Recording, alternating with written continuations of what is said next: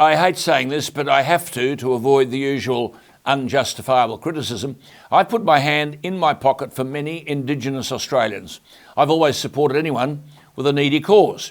But facts are facts.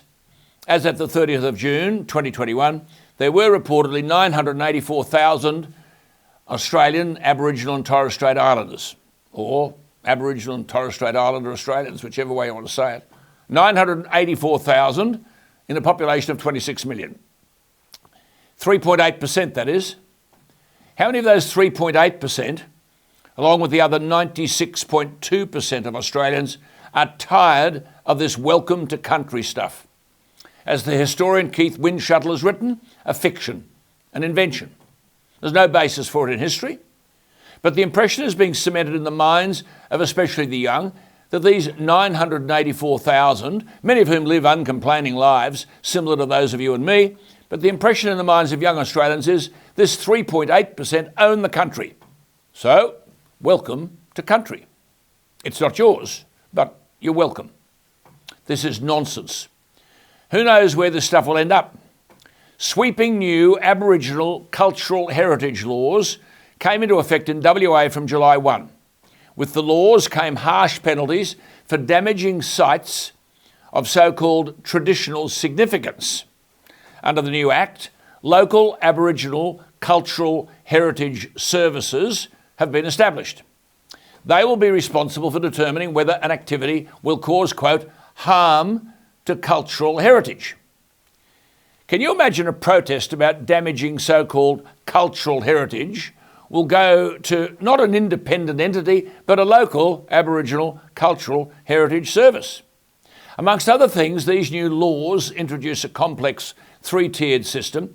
Anyone on more than 1,100 square metres of land, that's about 6 times the size of a normal 3-bedroom home. Anyone on more than 1,100 square metres of land will be required to apply for a permit from their local Aboriginal Cultural Heritage Service before carrying out activities like digging to put in a fence, planting trees, or clearing a track. And for the application to be assessed, the landowner will have to pay the local Aboriginal Cultural Heritage Service. And under the fee guidelines, a senior Aboriginal consultant, defined as an Aboriginal person who's recognised within their community as being senior and as having higher levels of knowledge, expertise, skills and authority in relation to Aboriginal cultural heritage. Well, you know what comes next. They can charge up to $1,200 a day for you to ask them to see if it's okay to go ahead. Some of these so-called cultural heritage service executives can charge $300 an hour for their knowledge, expertise and skill. And an additional 20% loading will apply to very remote areas. Penalties for damaging a cultural heritage site range from $25,000 to $1 million for individuals and $250,000 to $10 million for corporations, as well as jail time. And the WA Labor government says it's consulted extensively with Aboriginal people and industry to find a balance. No wonder McGowan left and left this to someone else. To find a balance, if industry agreed to all of this, they must be drinking something. Where does the farmer, the pastoralist, the plumber, the fencer all fit into operating on land not much bigger than 1,100 square metres or 6 times the size of an ordinary home? I mean, this is not madness.